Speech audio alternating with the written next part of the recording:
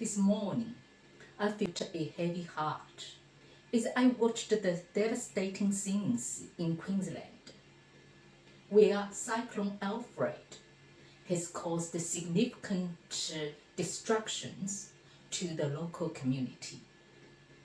Our thoughts are with you, Queenslanders. We wish and pray for the safe and swift recovery of everyone affected by the cyclone.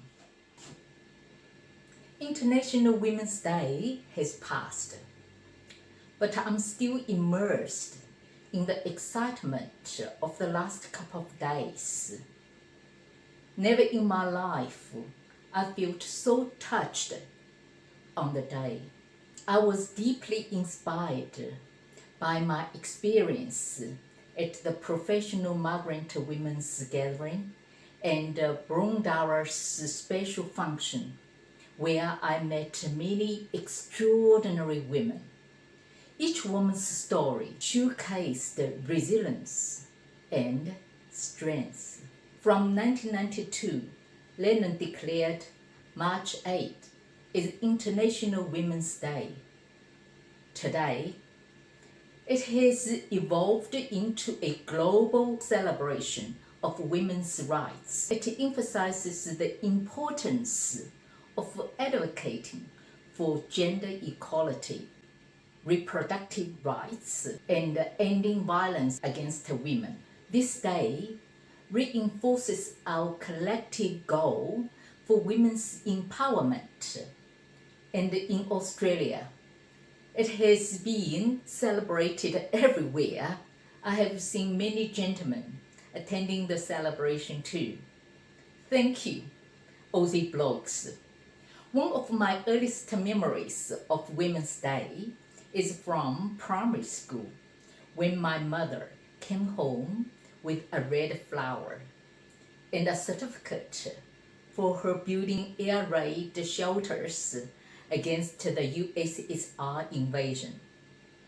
I was so happy for her, receiving the recognition for hard work.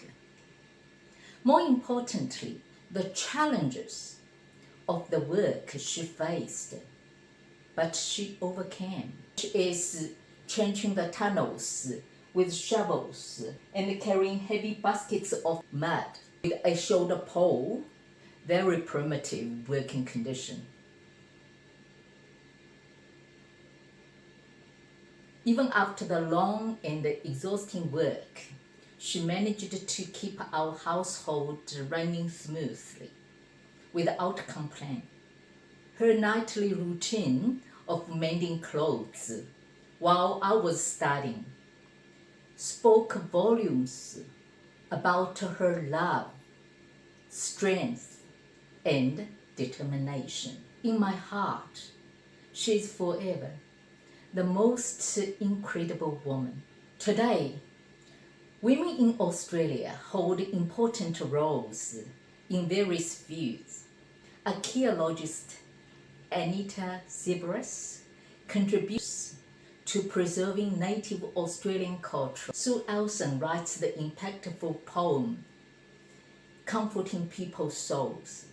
And Noan Austin researches the journey of Vietnamese immigrants from refugees to successful individuals, and the many incredible women I have met at the functions. At the meeting, I shared my stories too. After divorcing, I took my first invoice to a friend's home and asked him to teach me how to pay the bill online.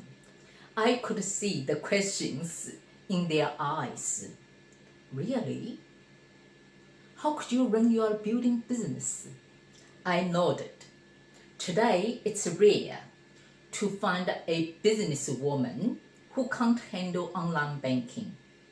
But 30 years ago, when I married my ex-husband, we decided he would manage our finances, so I never learned the basics of online banking, etc. which has become common practice since 2000. However, I have learned a great deal about independence. I restructured my building business and published my book. As a single mother, I become stronger and dependable for my daughters. Although I often go to bed with tears, I view tears as a release of pressure, not a weakness. Success lies in our ability to rise after a fall, and the resilience is the key to overcoming any challenge.